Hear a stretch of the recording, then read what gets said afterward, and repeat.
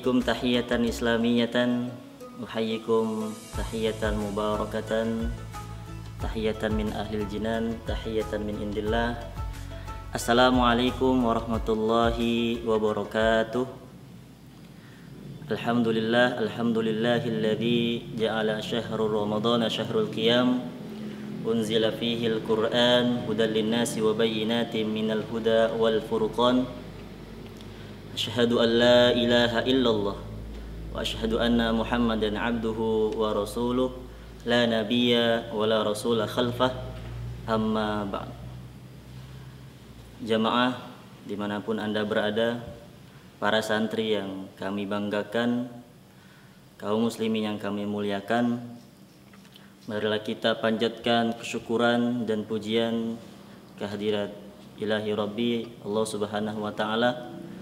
Berkat sifat ar-Rahmannya, pahala kita dapat dilipat gandakan, kemudian dosa kita juga dapat dihapuskan. Apalagi kita sekarang masih dalam berada nikmatnya, yaitu nikmat menjalankan ibadah, menjalankan ketaatan di bulan suci yang penuh berkah, bulan suci Ramadan. Selanjutnya salawat bertangkaikan salam, berbuah kerinduan, marilah kita haturkan, kita sampaikan kehariban junjungan baginda Nabi besar Muhammad sallallahu alaihi wasallam beserta para keluarganya, para sahabatnya, juga para pengikutnya, dan kita berharap nama kita masuk ke dalam list absen yang akan mendapatkan syafaatul uzma, di mana tidak ada lagi syafaat, tidak ada lagi pertolongan di hari kiamat kelak selain pertolongan dari baginda Nabi besar Muhammad sallallahu alaihi wasallam, insyaallah.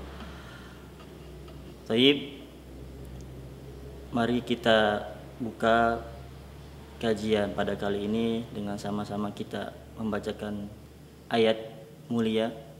Allah Subhanahu wa ta'ala berfirman, fa'lam annahu la ilaha illallah wastaghfir li dzambik walil mu'minina wal mu'minat.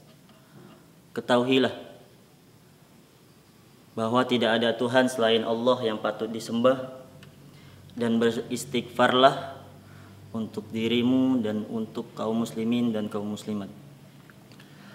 Di ayat ini Allah memulai firman-Nya dengan fa'lam, artinya ketahuilah, belajarlah sebelum kalian beramal, sebelum kalian mengetahui bahwa tidak ada Tuhan selain Allah. Sebelum kalian beristighfar, kalian harus belajar dulu, berilmu sebelum beramal.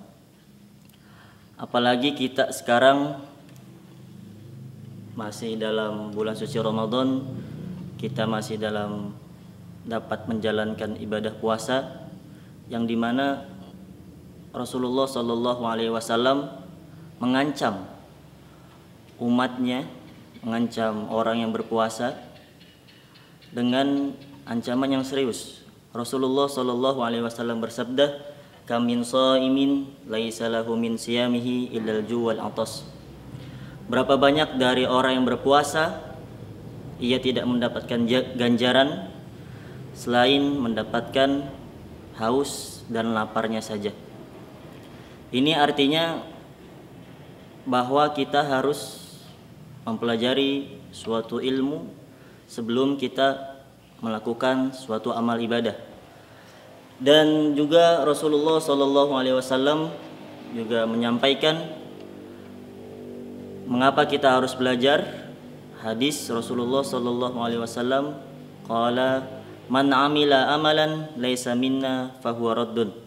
Barang siapa yang mengerjakan suatu amal, suatu ibadah, dan bukan berasal dari kami, artinya tidak disyariatkan oleh Allah dan tidak dicontohkan oleh Rasulullah Sallallahu Alaihi Wasallam, maka amalan itu tertolak. Artinya bid'ah, amalan yang mengada-ngada. Ini juga yang membuat Imam Al-Bukhari membuat bab khusus dalam sahihnya, yaitu bab al-ilmu qabla al-qaul wal amal. Di situ dijelaskan betapa pentingnya suatu ilmu sebelum kita melakukan suatu ibadah, agar suatu ibadah kita itu diterima oleh Allah Subhanahu wa taala. Ilmu juga salah satu manfaat ilmu, mengapa kita harus mendapatkan ilmu sebelum kita beramal. Jika di kemudian hari ketika kita melakukan amal ibadah, kita mendapatkan suatu hambatan, suatu rintangan yang dapat menggoda keistiqomahan kita dalam melakukan ibadah tersebut, kita dapat mengembalikan semangat.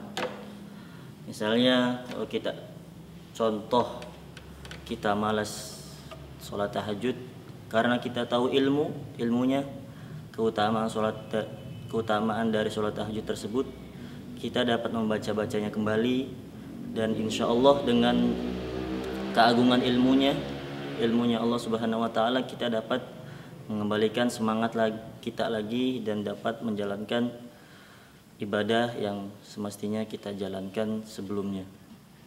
3. Dan alasan selanjutnya mengapa kita harus mempunyai ilmu sebelum kita melakukan suatu ibadah, para jumhur ulama sepakat bahwa ada 2 syarat jika amalan ibadah kita ingin diterima oleh Allah Subhanahu wa taala. 2 syarat tersebut, yang pertama yaitu ikhlas menjalankan suatu ibadah karena Allah Subhanahu wa taala.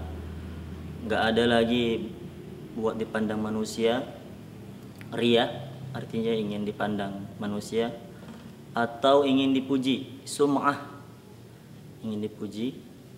3. Allah Subhanahu wa taala berfirman dalam surat Al-Bayyinah, A'udzubillahi minasyaitonir rajim, bismillahirrahmanirrahim.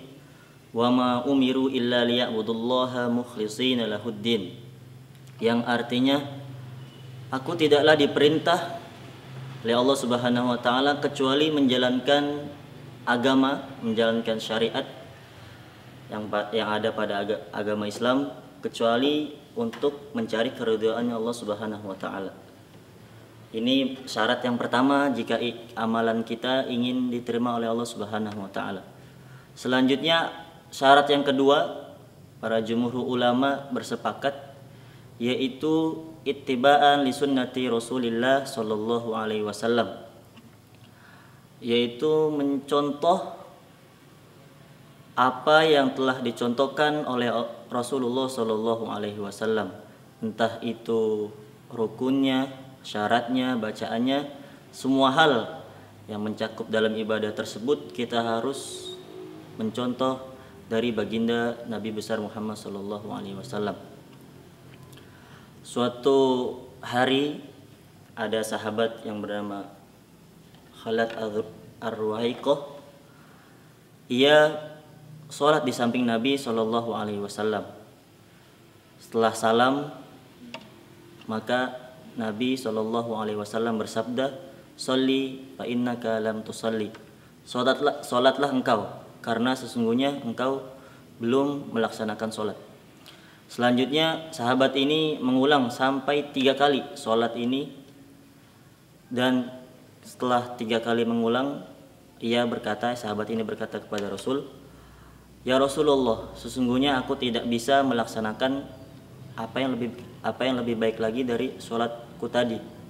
Maka keluarlah hadis yang masyhur, yang terkenal, "Shollu kama ra'aitumuni usolli." Sholatlah kalian seperti kalian melihat aku melaksanakan sholat. Ini sedikit pentingnya mengapa kita harus berilmu sebelum beramal. Semoga bermanfaat, khususnya bagi saya sendiri dan umumnya bagi para jamaah sekalian. Ma asobaka min hasanatin faminallah, wa ma asobaka min sayyiatin famin nafsi. Subhanakallahumma wa bihamdika, asyhadu an la ilaha illa anta, astaghfiruka wa atubu ilaik. Ila liqa, wassalamualaikum warahmatullahi wabarakatuh.